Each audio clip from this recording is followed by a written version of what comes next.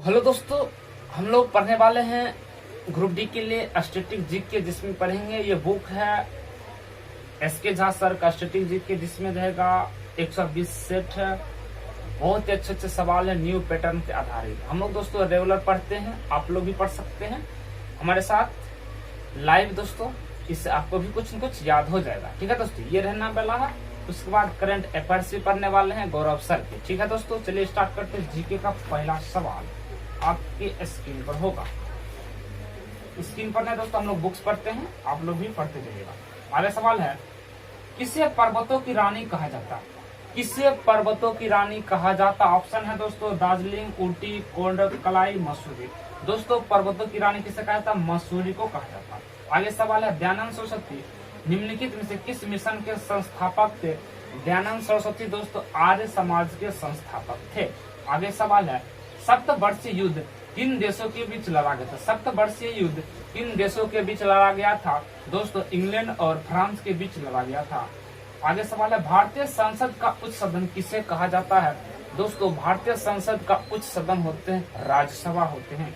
आगे है, सत्यव्रत कादियान निम्नलिखित में से किस खेल से संबंधित थे? सत्यव्रत कादियान दोस्तों ये थे कुश्ती से संबंधित। बॉम्बे स्टॉक एक्सचेंज किस वर्ष स्थापित किया था? बॉम्बे दोस्तों स्टॉक एक्सचेंज किस वर्ष 1875 ईस्वी में किया गया था। कब दोस्तों? 1875 ईस्वी में बॉम्बे स्टॉक एक्सचेंज की स्थापना हुई थी। आगे सवाल है, पुस्तक ए बुक ऑफ लाइफ, पुस्तक a book of life when A loved one has a different mind के लेखक किसे कहा जाता? फटाफट आप लोगों को आंसर देना। ठीक है दोस्तों, इस सवाल का आंसर हो जाएगा option number A Jerry Pinto. Jerry Pinto हो जाएगा। 1939 में सुभाष चंद्र बोस के द्वारा किस पार्टी की स्थापना हुई थी? 1939 में दोस्तों फॉरवर्ड ब्लॉक की स्थापना हुई थी सुभाष चंद्र बोस के द्वारा। आगे है दोस्तों, 1931 में भारत के नई राजधानी के रूप में नई दिल्ली का उद्घाटन करने वाला वायसराय का नाम क्या था? दोस्तों 1931 में इरविन समझौता हुआ था। उस समय दोस्तों जो वायसराय थे कौन थे? तो लॉर्ड इरविन थे। ठीक है दोस्तों, कौन सा सबसे पहली महिला वकील जिन्हें सीधे उच्च न्यायालय के न्यायाधीश बना दिया गया है? तो इसका आंसर आप लोग को बताना दोस्तों। इसका आंसर इंदु मल्होत्रा, एकमात्र दोस्तों सबसे पहली महिला वकील जिसे उच्च न्यायालय का न्यायाधीश बना चुका है इंदु मल्होत्रा को। सभी दोस्तों न्यू सवाल है, न्यू 2022 के सवाल है। गारो पहाड़ी कहाँ स्थित है? दोस्तों गारो पहाड़ी सबको पता होगा मेघालय में स्थित है।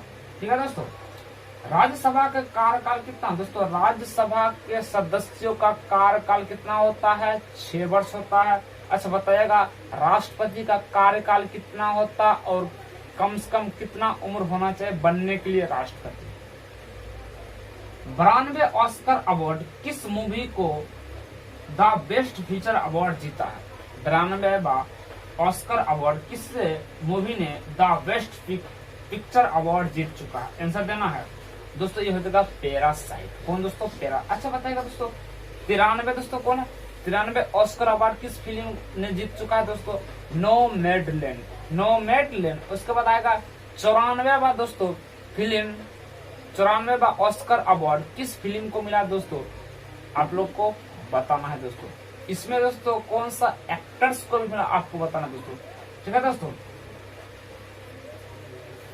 आगे राम सेतु निम्नलिखित में कहाँ स्थित है?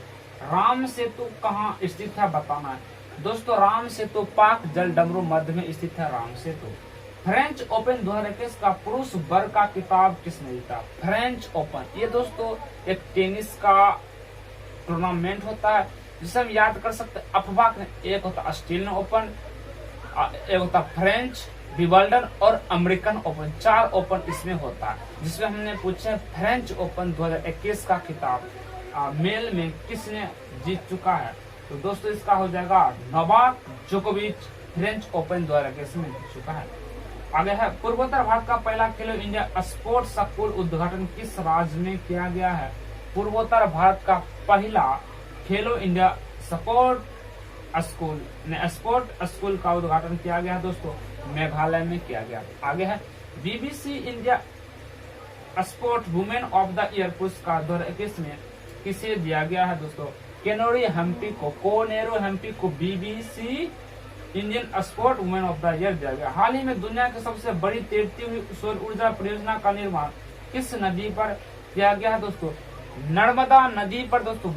दुनिया की सबसे बड़ी तैरती हुई सौर ऊर्जा परियोजना नर्मदा नदी पर। आगे है, भारत में पहले एथेनॉल संयंत्र की स्थापना किस राज्य में की जा रही है?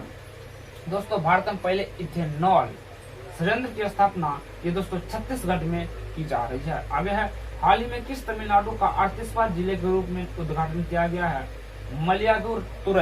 मयिलादुतुरई दोस्तों तमिलनाडु के नया जिला बनाया गया। दोस्तों हम लोग चलिए दोस्तों, एक सेट खत्म हो चुका है, आगे सेट नंबर 2 हम लोग करने वाले हैं। 2 सेट रेगुलर करेंगे दोस्तों, इससे दोस्तों हमारा जल्द से जल्द कवर हो जाएगा। ठीक है दोस्तों, चलिए आगे। निम्नलिखित में से कौन सी नदी तिब्बत से होकर बहती और वहाँ आयरलैंड सांको नदी के रूप में जानी? दोस्तों देखिए, जो तिब्बत से होकर गुजरती है ब्रह्मपुत्र नदी है, जो दोस्तों सांको, इसी ब्रह्मपुत्र नदी को दोस्तों जब तिब्बत से होकर जाती है असम में दोस्तों, इसी का नाम आया था सांगपो, ब्रह्मपुत्र नदी का। किस राजा ने कोणार्क सूर्य मंदिर का निर्माण किया? एकदम सिंपल है दोस्तों, नरसिंहदेव प्रथम दोस्तों कोणार्क सूर्य मंदिर का निर्माण किया। कौन सा वंश दोस्तों? गंग वंश था। जैकबारी चरण 1 जल विद्युत परियोजना किस नदी पर बनाई जा रही है? जैकबारी चरण 1 जल विद्युत परियोजना ये दोस्तों गोदावरी नदी पर बनाया जा रहा है। आगे, यूरोप की सबसे लंबी नदी कौन है दोस्तों? यूरोप की सबसे लंबी नदी दोस्तों होता है वोल्गा। ठीक है दोस्तों, वोल्गा। करेवा जो मिट्टी गाद का एक प्रकार जिसे किस भारतीय राज्य में पाए जाते हैं? करेवा बताइए दोस्तों, करेवा जो मिट्टी है किस राज्य में पाए जाते हैं? ये दोस्तों हो जाएगा जम्मू कश्मीर में पाया था करेवा। अच्छा बताइए दोस्तों, जम्मू कश्मीर में कोई झील का आप लोग को नाम बताना, जम्मू कश्मीर में। अच्छा दोस्तों एक सवाल बताइए दोस्तों, डल झील में तैरता हुआ एटीएम किस बैंक ने स्थापित किया है? डल झील में तैरता हुआ एटीएम किस बैंक ने स्थापित किया? तो इसका आंसर हो जाएगा SBI। ये दोस्तों हमने एक्स्ट्रा आपको बताया। ठीक है, यजुवेंद्र चहल निम्नलिखित किस खेल से संबंधित है? यजुवेंद्र चहल निम्नलिखित में से किस खेल से संबंधित है दोस्तों? यजुवेंद्र चहल है दोस्तों, ये क्रिकेट से संबंधित रखते हैं। आगे है, बेलू थम्पी दलवा किस भारतीय रियासत से जुड़े थे जो अंग्रेजों के विरुद्ध विद्रोह के लिए जाना जाता है? ये दोस्तों तरबनकोन में ये शामिल थे, बेलू थम्पी दलवा। आगे देखिए, RBI ने पूर्व गवर्नर रघुराम राजन द्वारा कौन सी किताब लिखी गई थी? ठीक है, ये दोस्तों जो रघुराम राजन है ये दोस्तों 24वें RBI गवर्नर है।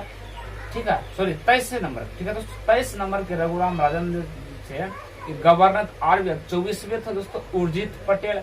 अभी वर्तमान में RBI गवर्नर 25वें नंबर के दोस्तों शक्तिकांत दास हैं।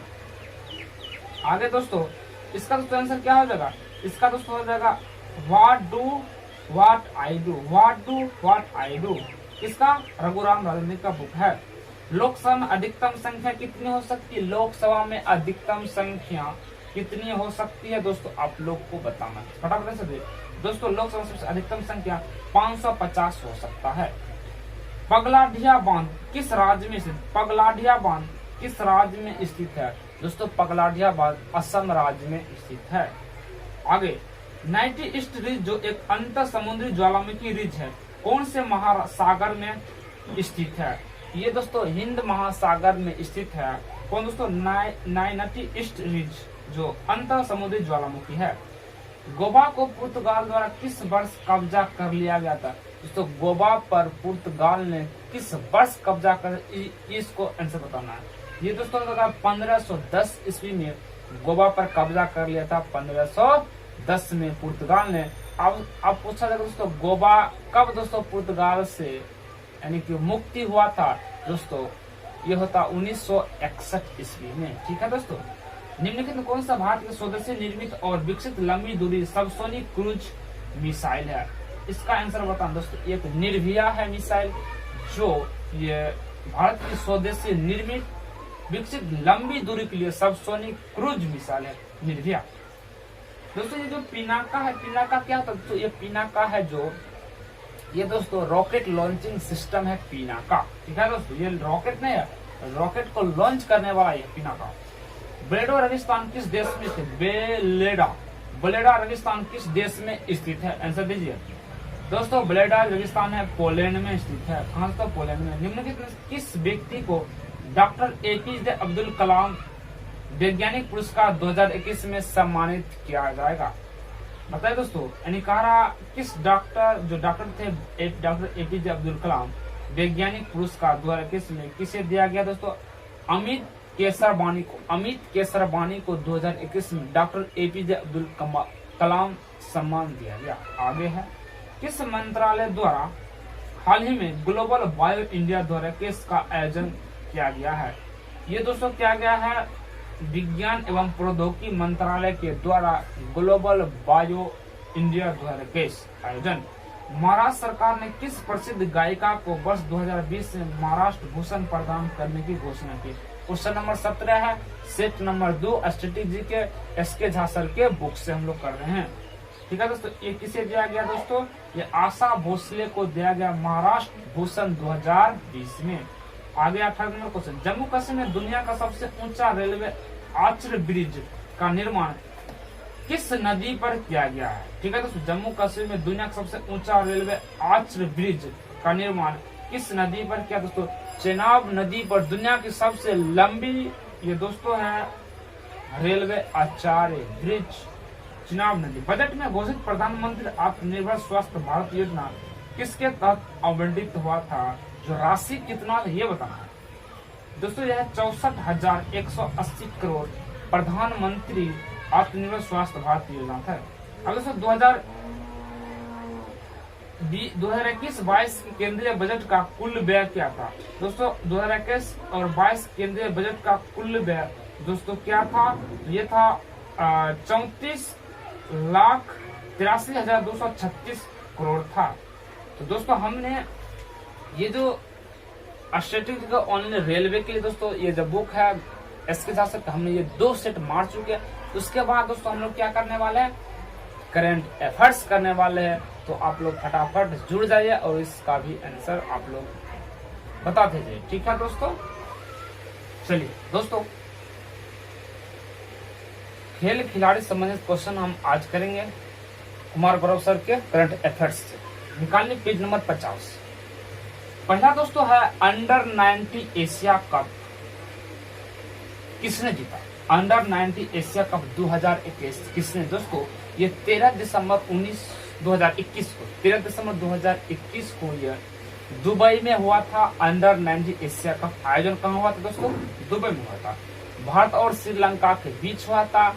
भारत ने श्रीलंका को 9 विकेट से हराकर अंडर 90 एशिया कप 2021 विकेट खिताब जीत लिया। किसने जीता दोस्तों? अंडर 90 एशिया कप 2021 जीत लिया। भारत ने श्रीलंका को हराकर। आयोजन हुआ था दुबई में, ठीक है दोस्तों। इसमें दोस्तों साथ ही जूनियर टीम ने इंडिया ने रिकॉर्ड 8वीं बार अंडर 90 एशिया कप जीत लिया। जूनियर टीम भी दोस्तों इंडिया ने रिकॉर्ड तोड़ा, 8वीं बार अंडर 90 एशिया कप जीत लिया, ठीक है दोस्तों। अब इससे रिलेटेड कुछ बातें बताता हूँ दोस्तों कि डकवर्थ लुईस नियम के आधार पर भारतीय टीम ने 102 रन के संशोधित लक्ष्य को 21 ओवर में 3 गेंद में 1 विकेट खोकर हासिल कर लिया था, ठीक है दोस्तों। वर्ष 1889 से लेकर अब तक 9 बार अंडर 90 एशिया कप खेला गया, जिसमें 8 बार भारत ने जीत चुका है दोस्तों। अंडर 90 एशिया कप जो हुआ था 1989 से स्टार्ट हुआ, अभी तक 2021 तक टोटल 9 बार हो चुका, जिसमें 8 बार भारत ने जीत चुका, ठीक है दोस्तों। आगे चलिए दोस्तों, वर्ष 2022 से भारत की पाकिस्तान के बीच फाइनल मुकाबला टाई होने की वजह से ट्रॉफी शेयर की गई। चलिए आगे बढ़ते हैं।